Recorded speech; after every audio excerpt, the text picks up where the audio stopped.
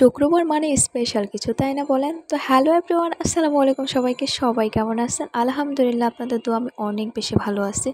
আজকে যেহেতু শুক্রবার ছিল তাই অনেক লেট করে ঘুম থেকে উঠলাম। উঠে আমি নাস্তা করে পড়তে বসে গেলাম, যেহেতু আমার সামনে এক্সাম অনেক বেশি পড়তে হবে।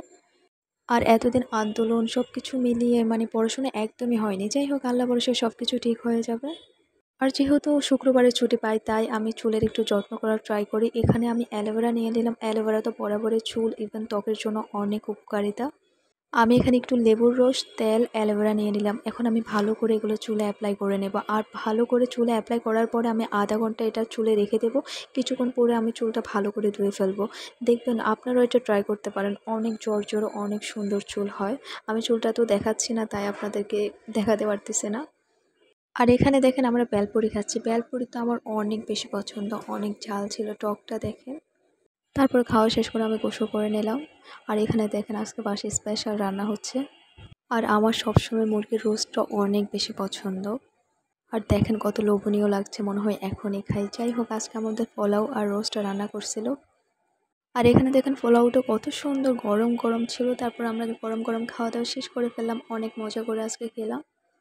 আর আপনাদের কার কার এমন খাবার পছন্দ সেটা কমেন্টে জানাতে ভুলবেন না।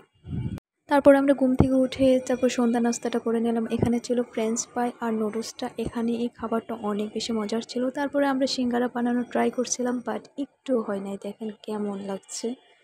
আর সিঙ্গারা আমার পছন্দের খাবারের মধ্যে একটা, কিন্তু আমি বানাইতে পারি না, কখনো সিঙ্গারার শেপটাই দিতে পারি না। যাই হোক, তারপরে সন্ধ্যার সময় আমাদের বাসায় কিছু খাবার আনছিল। আর আজকে একটি স্পেশাল দিন ছিল তাই বিভিন্ন ধরনের মিষ্টি, দই এগুলো আনা হয়েছে। এটা ছিল টক দই। আর এখানে দেখেন সানা। আর হ্যাঁ, সবার দাওয়াত আমাদের বাসায় মিষ্টি খাওয়ার জন্য, সবাই চলে আসবেন।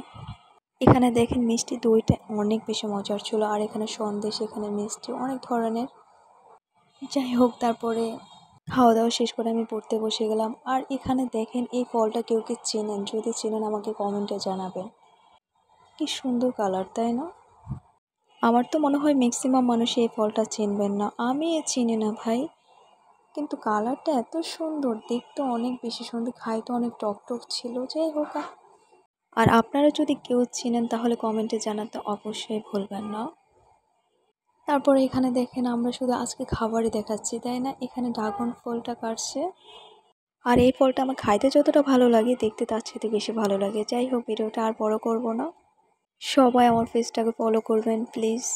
সবাই ভালো থাকবেন, সুস্থ থাকবেন আর আমার পাশে থাকবেন। পাশে থাকলে ইনশাল্লাহ 100% আপনারা পাশে পাবেন। আল্লাহ হাফেজ সবাইকে।